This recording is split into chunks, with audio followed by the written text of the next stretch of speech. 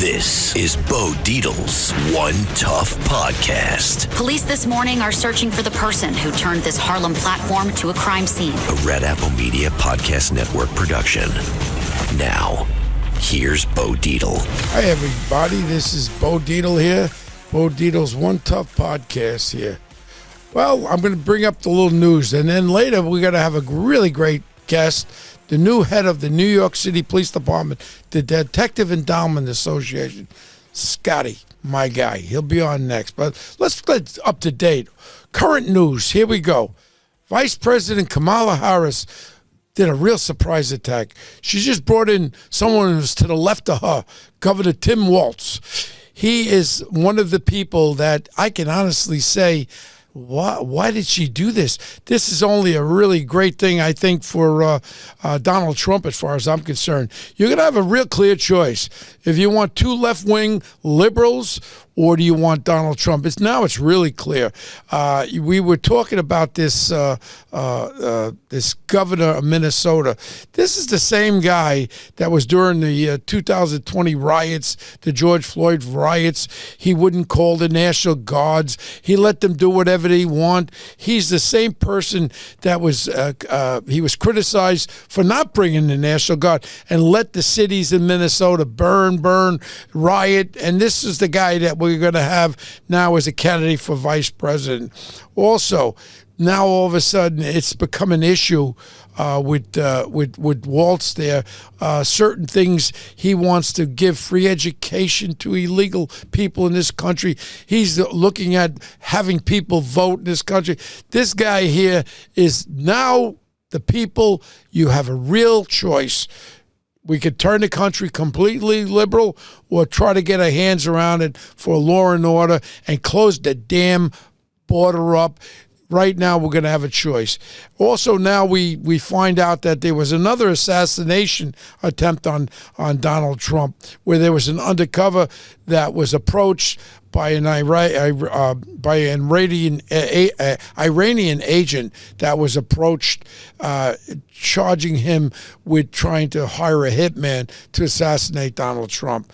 And we know what happened over there with Donald Trump. I mean, with that assassination, thank God that kid missed his target, as far as I'm concerned. Caught his ear, but he missed it. Okay, now we understand also our Secretary of Defense. I didn't even know he was around anymore. The last screw-up Lloyd Austin did was when he did the pullout in Afghanistan, when we lost 12 soldiers with that idiot pullout. Now all of a sudden he I don't understand how he could be involved in it, but he overruled the plea deal with this Al Qaeda Khalid Mohammed garbage can. He was the mastermind with the 9/11 and two other jerk-offs. And basically right now he overruled it. I don't know what that means. They're not going to execute him anyway, but it looks good as far as I'm concerned. I think it's another political stunt. That's what it is. So we know one thing that happened on October 7th. It's coming up to the anniversary soon, when Israel was attacked by these Hamas people there. And now all of a sudden it comes out that the employees of a Pakistani agency was actively involved in helping with this attack. And it's called they're supposed to be United Nations Relief Workers, and they were actively involved with helping with this Hamas attack. I mean, this has to be investigated, and heads should roll with that.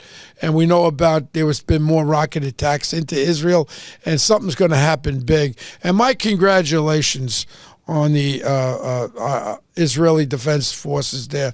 That was a great little attack that you did over there. You went right into Tehran, and you put a little rocket in one of Hamas leader's pocket there. Well, not in his pocket. You put it under his bed, a little bombitation, blew him to Alibaba land, wherever they go, and he was blown up, and his bodyguard, sorry to say, took the pipe too.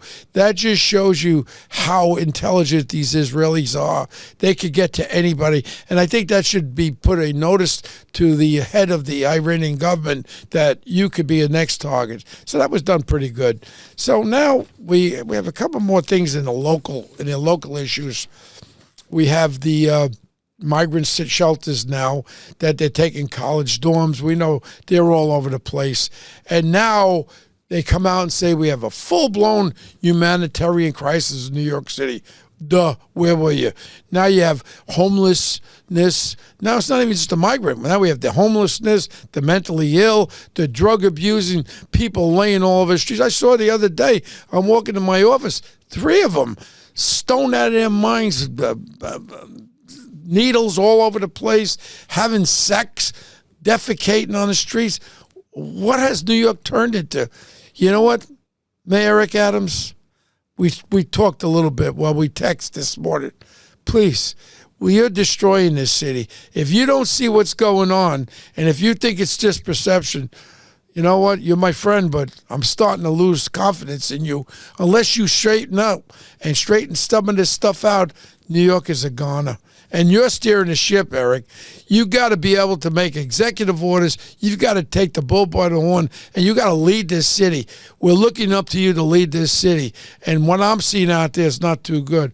And prayers go out. Thank God we had 2 police sergeants that were are recovering right now, who were shot by some scumbag down by Chinatown there. And thank God the 2 sergeants are going to be okay. And then we get tourists being shoved in front of trains. It just doesn't stop. And then, you know, the local news, every time you pick up the local news, something else. 10-year-old boy was stabbed over there by 6th Avenue, West 33rd Street. And you know what? The reality of what's going on in New York, and you could tell me all you want, Mayor Adams, perception. This is not perception. Don't tell me how safe the subways are. All I could say is I go through Grand Central. I get my shoe shine over there. The MTA have a lot of cops in Grand Central. MTA cops, not New York City cops. But the trains, we can't put enough of cops on every train. Right now, we have to go after the quality of life. I'm glad I see you cracking down on these pot joints. And I did see you picking up these motorcycles with no license plates. But we got to get deeper into the quality of life. And also, I just took a ride from Kennedy Airport to Manhattan. It's disgusting. Trash, garbage all over. This is the beginning of the end for New York City. And remember, Eric, you're the mayor right now. This is on your watch. You've got to take this responsibility and become that leader and clean up the quality of life and start tightening up and start supporting. And you know how you can support them? I understand. I testified before this the city council revision committee. Nothing ever happened with that. I asked that we put it on the ballot that you as the mayor can override the city council. It just went on to deaf ears. So we're going right back into the whirlpool. It's like a toilet bowl. It's becoming a toilet bowl in New York City. Mayor Eric Adams, please, you're the mayor. Help us pull out of this. And now I'm going to bring on my guest, the new head of the Detective Endowment Association, Scott Munro. Hi, everybody. Welcome to Bo Dietl's One Tough Podcast. You know, we've been doing a lot. I think I'm up to about 140 podcasts. But today I have a really interesting guest. You know why? Because I'm part of him. I'm part of the DEA union. That's the Detective Endowment Association. And I'm very honored to be part of them. And I have a real respect for my next guest right now. I know him for quite a while. And he's just became the president of the New York City Police Department Detective Endowment Association. And his name is Scott Munro. Am I pronouncing it right? Yes, you are. Because sometimes they like to pronounce it a different way, Scotty. Yeah, sometimes they put an E, Monroe, but it's Munro? Scott Munro. Yes. Munro, okay. Yeah. All I know is one thing. I'm really happy that you've taken over the reins. You know, as far as with the union goes, I know all the old presidents from Scotto go back. And my only problem was after being retired, you were like a has-been and people forgot. But I still pay union dues, and I've recognized myself as being a New York City detective. And it's probably the biggest honor any detective can ever have. And I don't care where you're from California, around the world. world, a New York City detective is probably the most looked after person as far as the capabilities and all that. And congratulations being named as our new president of our union.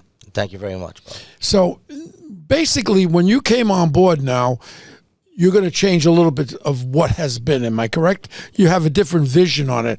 Now, one of the things that we spoke about that I really like about you, usually when someone becomes the president of a union, it's you're the emperor. It's I do what I want. But you were talking to me, and you're going to be doing something a little different. You're going to be getting what your membership wants you to do. When something comes up to vote on, you want what your membership wants. If there's a retired fella, even a cop or a detective that's involved in something, you'll weigh it out, and you'll be the democracy of the way it should be, what your people in the union want you to do. Am I correct? Yes. So basically, when you have different issues that come into play, now we got a deal. We know how it is with our current governor, and how, I'll be very honest with you, I was with her a couple of months ago. I gave her a $5,000 contribution, and her husband was there, and he really quite nice guy. He was a former AUSA out of Washington, D.C., and I grabbed him. Oh, he was a Bo Dietl fan and all that. I said, I'd like to talk to the governor. Please bring her over. So I said, look, Ms. Governor, I don't know what you call him, her.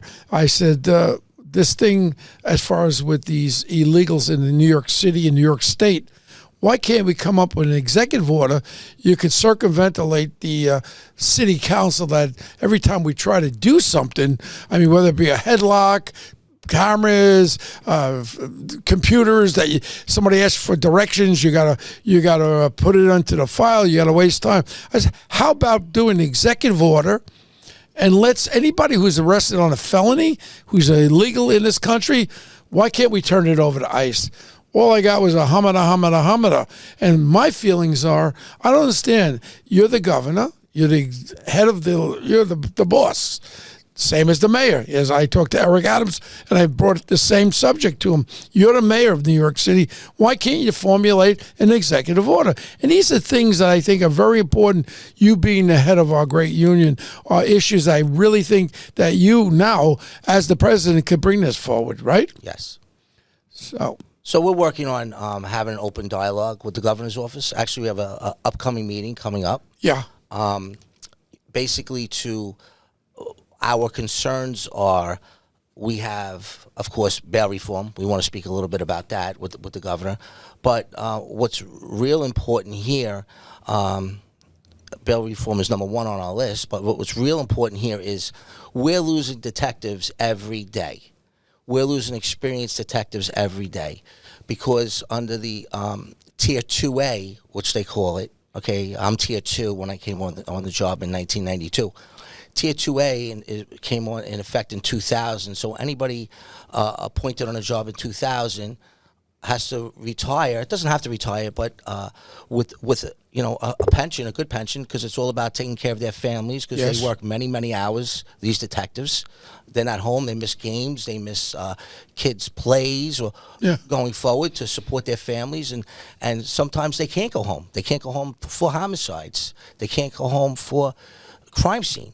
Mm-hmm. And what's happening is we're losing many of these detectives because their last year of their income is what their pension is. Yeah, and if they're on overtime, they look at, and the environment that's out there is not very supportive of our cops and our detectives. They figure, look at, now they could come after me personally and sue me and take my house out on Long Island away from me, lose my pension, and maybe go to jail. And now I made all this money. What is my incentive to stay? To get in trouble? Right. And it's very hard to keep up with those hours the following year. So they retire at their best their last year under that tier. See, under my tier 2 is it's either your best 3 or your last year, which one you choose to do. But we have detectives leaving now that don't want to leave. Mm-hmm. And they can't sustain those 300, 400 hours of overtime every year. It's not healthy. It's not healthy for their families. It's not healthy for them. It's not healthy. It's not safe. Mm-hmm. And we're trying to get that tier changed so I can have the person, the detective from crime scene that won't retire, the detective from homicide that won't retire. And that's important. Counterterrorism. We have detectives everywhere. Even aviation. We have people that are qualified to fly in aviation. We're losing them. Okay, so we hold many different positions as a New York City detective on this job. It could be patrol. It could be counterterrorism. It could be riding a horse. It could be any of those. And we're losing our experience, and that's hard. And let's realize, a cop comes on, become a patrolman at 20, 21 years old. Now you can retire at 41. Right now, the intelligence that you have of all that education of being a detective, and I was very fortunate to become a detective for the New York City Police Department, you always got trained by the people with experience. You can't go to a school and say, I want to go to detective school, I want to be a detective. It's a sixth sense, and you know all about that. But it's also listening to other detectives, and they teach you. And if we lose the teachers for these young detectives coming up, who's going to teach them, Scotty? Who's going to teach them? I don't know. This is the problem that we're having, and I'm thinking, in the next few years, they're going to be able to retire. It's important. You want to keep crime down in New York. You want to keep crime down in New York. You need to keep your experience here.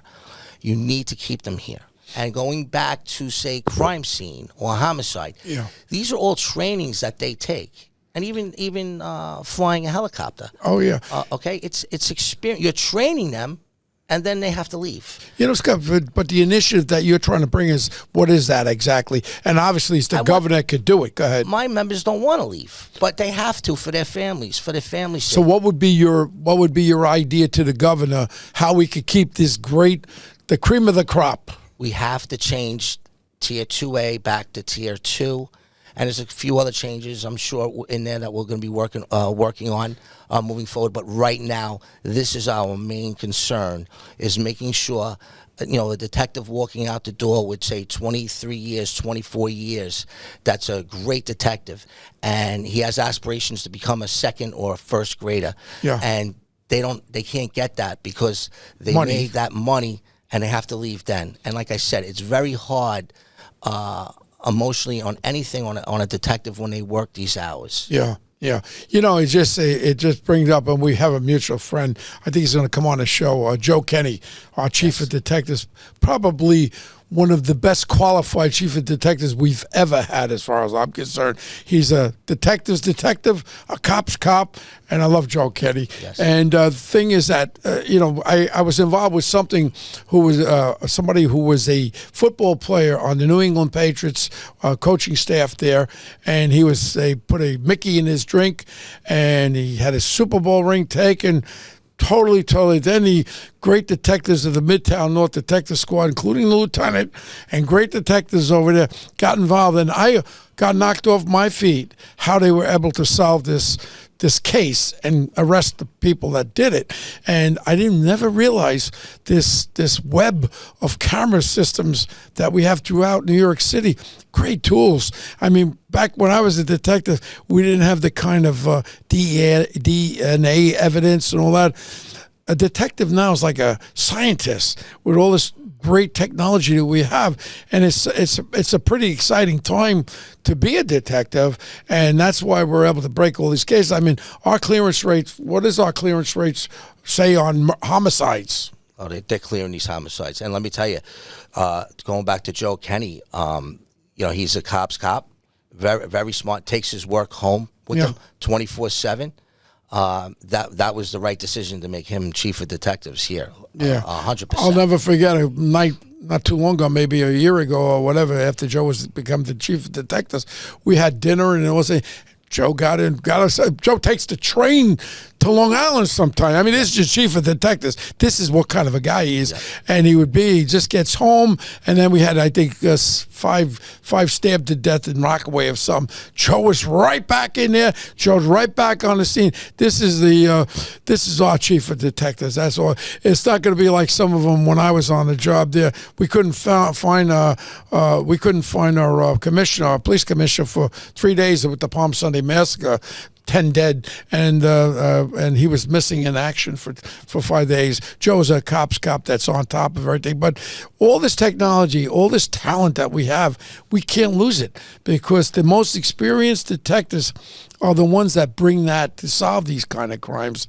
Now, you as a detective, you were involved in a case that I'm pretty familiar with, and it was a case where a fella came on the force with me, a guy named Vendetti, was a cop that came on the force with me, and he was killed by an organized crime capo, Fritzy, and that was over there in Queens, I believe it was near in Queens, right? Yes, the Ridgewood Diner. Yeah, at the Ridgewood Diner, and there was an operation going on, a surveillance operation with Vendetti and his partner. I think her name was Kathy Burke. She was the detective that was involved with this thing, and then the shooting occurred, and a shot was fired by Kathy, and then Fritzy there opened up and ended up killing my friend Anthony Vendetti, and it was a horrible thing. And these are things that people have to realize, happen out there. And you investigate, but they didn't convict him right away. You were part of getting him completely convicted on it. Am I correct? Yeah, not on the homicide. We were able to convict him on racketeering on the case that I had. I had worked with great detectives. Yeah. We had a team of 12 to 14 detectives on this team, with a lieutenant and a sergeant, and it was like old school stuff that you see out in the movies. We were up in Starrett City. We had wiretaps, we had bugs, and I was fortunate enough to be the case officer on that case. Yeah. And I learned a heck of a lot, and I enjoyed it. We used to run to work, so it was like what was happening the next day, and the guys and the morale, everything was great with these cases, in the past that we've done. Yeah. But the job has changed drastically on how they operate these cases. Yeah, and Scott, I'd like people to know a little bit about. You live on Long Island. Yes. And you have your family out there. Yes. You go back and forth too, and you come into New York every day, obviously. Yes. And more about yourself. So somebody, a little birdie told me, you're a bit of a fireman too out there. Well, yes. I started off, my grandfather started a firehouse out in Hauppauge in like 1931, and I became a member there when I was 16. What was that, horse and wagon? Horse and wagons, yeah. And my dad was a member there, so it was 4 generations we've had. My son's the 4th generation at the time. And basically, I ran for fire commissioner in 1997, which is an elected position through the town. In the town, not in New York City? No, in the town. Oh. And well, you should have ran for fire commissioner here. Yeah, you would have been a lot better than the last one they got rid of. But go ahead. And I basically was a fire commissioner. I presently am there, still a fire commissioner. I volunteer in the town now. My term is ending December 31st, and I did 28 years there, and I learned a lot, and I brought a lot of that information that I utilized there with, say, like legislation, medical, dental, all of that to the union. So I was able to utilize that, volunteering, enjoying what I did, and bring it to my job. Well, our benefits, I don't take advantage of them as much as I should, but some of my ex-partners do. We have one of the greatest dental plans. They're trying to get rid of it because it's so damn good. Guys are getting all these veneers and caps, and they go, Bo, why don't you get like veneered up, and you got a great plan there. I don't do that. I don't need no veneers, but someone who really has problems with their teeth, our dental plan is superb. A couple of my friends are lieutenants, and they're not doing as good as you guys did, and that's my really congratulations for really working on all these health plans and everything for the officers. And we know what we're losing all the time with 9/11. I was down there, and I'm sure you were down there, and a lot of the fellas are getting sick, and that was another thing, is they're fighting again in Washington to get more money behind this. Am I correct? Yes. And what the DEA obviously is back, because of course you have a lot of retired members that have succumbed to diseases that they caught down there in 9/11.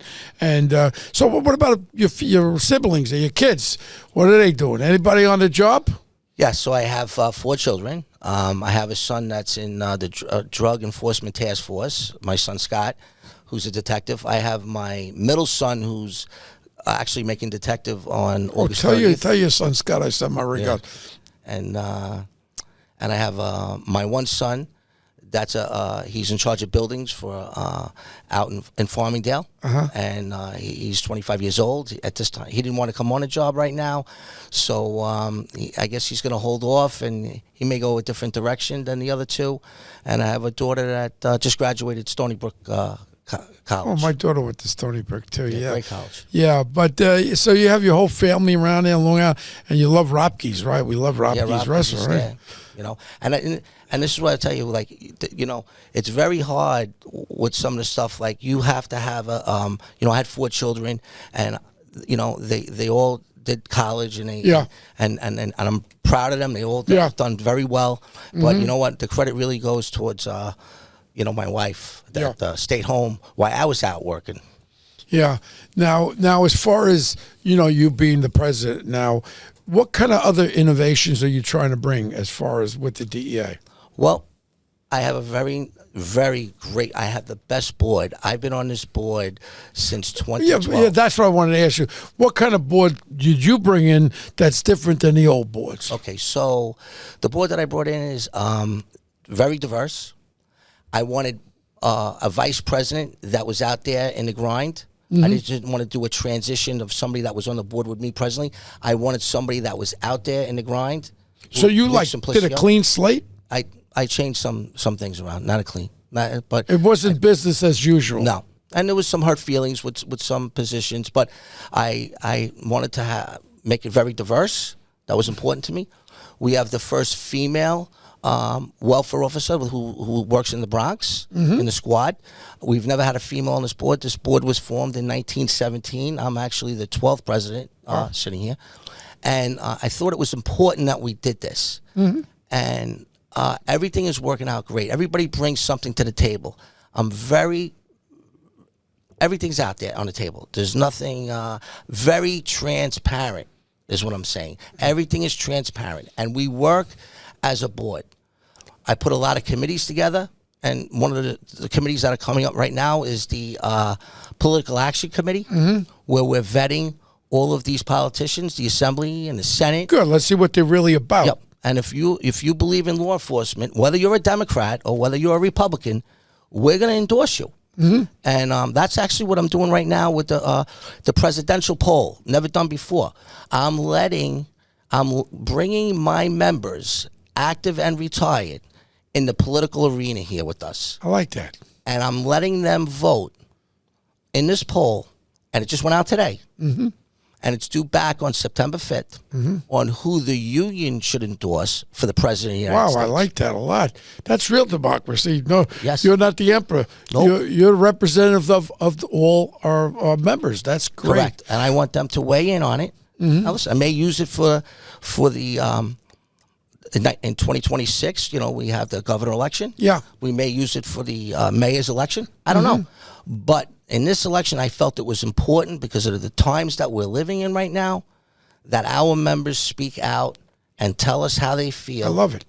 And I think that's very important. Very refreshing. Now, as far as with our medical, they were trying to drop that other thing on us. That whatever happened with I that? think it was put on hold now. It's on hold. Right. But you still got that guy Carmine there? Carmine, yes. What a great guy he was. You know, I had problems with something, and Carmine, I think he's a civilian, right? I always thought he was a detective. Carmine is a civilian. Actually, Carmine had some medical issues. Yes. And it's funny you asked that now, because yesterday Carmine was his first day back to work, and it was refreshing, and he's going to come back. He's working from home. Yeah. And it was refreshing having him back, and we had a meeting yesterday on health benefits. Yeah. Just like you talked about. Dental. You know, we were talking a lot about that with the prescription and, you know, moving forward. So Carmine showed up, you know, he came to work yesterday, and it was nice having him here. And any questions that I can't answer, he's the guy to go to. Very, very helpful with me. You know, a lot of times when you call up the union office and then you get somebody that really doesn't care, and I'll let him get back to you. No, I don't get that. When I dealt with Carmine, magnificent. God bless him. Send my love to Carmine too. And as far as now with going forward, like we mentioned about all this political action committees, you know, it really hurt me when. Well, you got to understand, when I ran for mayor, I didn't want to run for mayor. I really had no interest in it because I know I have a lot of skeletons in my closet. I did Imus in the morning 39 years. I said some off-color stuff. It was an entertainment show. It was fun. People laughed. But today, nothing's acceptable. Whatever you said, you got to eat, and that's your responsibility. So when Ken Langone from Home Depot came to me, he said, Bo, run for mayor. We got to take Big Bird de Blasio out. And the next one came was Steve Cohen, that owns the Mets. Billionaire. Bo, run. So they said, but you have to run as a Democrat. I said, you know what? I really don't care, Republican, Democrat. I am who I am, and my attitude is to help the people in New York and make it safe, obviously. That was one of the most important reasons I was running. And then, to my astonishment, what they did to me was so horrible. I changed my party line from Republican to Democrat, and I checked the box, and then I checked the independent, and now I'm running. All of a sudden, David Goodman from the New York Times calls me and said, Bo, you're not on any line. I call up the Board of Elections, the head, and they go, well, you made a mistake. You checked 2 boxes. Although it's been done many times, we'll send you an affidavit. We'll put you on. Okay, I did everything. 1 month goes by, 2 months. David Goodman calls me back, says, you're not on any line, Bo. I call him back. He goes, well, we had a meeting, which was all, I could say it on my podcast. It was all bullshit. The Board of Elections was controlled by de Blasio. Next thing is I get Marty Connors from Brooklyn State Senator, former state senator, gave him $40,000. I retained him. We're going to sue for me to get back on the Democratic line. First Supreme Court. First thing is the judge there. In my courtroom there, the general counsel for Bill de Blasio and 2 lawyers. Why are they in my courtroom? Nobody can answer that. Next thing is the judge doesn't even listen for hearing. She goes, well, Mr. Dietl, I went over this case. There's no need for hearing. You are not going to have a line in this mayoral election. I wouldn't stop. I went out. I raised $1.5 million. I put $300,000 of my own money in there, and I ran. But I was running with no line because they wouldn't allow me to run. This is politics, and I really got my taste of it. Until today, people say, "Oh, Bo, you should run." I wouldn't run for dog collecting because I learned. But the only real problem about this was my own union, my DEA. When I'm running. Jack Freck, my dear friend, my ex-partner, up in there in the 2-5. He's the head of the investigators, the district attorney investigators. He came out, endorsed me. I go to the PBA. I said, come on, guys. What's going on? I go to the DA. Come on, guys. None of them endorsed me. Now, I'm an ex-cop, an ex-detective, and all of a sudden I couldn't get an endorsement for my own unions that I'm paying union dues. What are you going to do? Who are you going to endorse? Who would be a better person to stand up for cops and detectives than me? I don't know, but that kind of hurt me really bad, Scott. And when I first met you, I think I told you the story, and it kind of hurt me, and you said something to me. You said, you know what, Bo? Things are going to change with me. When we have a real good candidate that is part of us, part of our people, we're going to get it out to the public, to the members, and what they want. And who else would you want to endorse? The same interest. I had the same interest that you have, and that's something very important, Scott. You're 100% right. So we are, there is going to be, I believe, I don't want to come out yet and say it, but there will be a candidate, I'm sure, that's going to be running who's a retired detective. And, we're going to endorse him. And that's just the way it's going to be. Well, that's my opinion. Like I said, I'm going to have a committee together. We're going to discuss it. Yeah. But I have feel very passionate on making sure that we endorse one of our own. Okay, especially because you know what, they think the way we think. Of course. And that's just the way it should be. And I understand that there's a lot of politics involved, whether you endorse this guy or that guy. But you know what, sometimes you're going to have to make these decisions. Right. That shouldn't be hard because he was a dues-paying member, still probably a dues. Right, even if you don't have a shot in hell, it's showing his support from his family, and You're my family as far as I'm concerned. You know, before you came on, I was retired, but you're my family. And the Detective Endowment Union is my union, every cop out there, every detective out there is my family. And that's the way I feel about it. And, you know, even if a person doesn't have a shot, it's a loyalty thing. You know, he's going out of his way, he or she are going out of their way to run for a political office. Why can't the union that they're part of and support be part of them? And it's important. Yeah, and it's right. No one understands how it is to be a New York City police officer, detective in any rank. Yeah. Okay, you put your gun on, you get your shield, you go to work, you miss holidays with your families. Yeah. You know, everybody's by the poolside on 4th of July. Yeah. I've never been home for a 4th of July in 32 years. Okay, whether I worked it because I had to work it, or I'm out there making sure our members have the canteen out there. You know, it's important, and that can't be forgotten. And that's important, you know, because no one knows what we do and how our lives are. We're not politicians, you know, at all.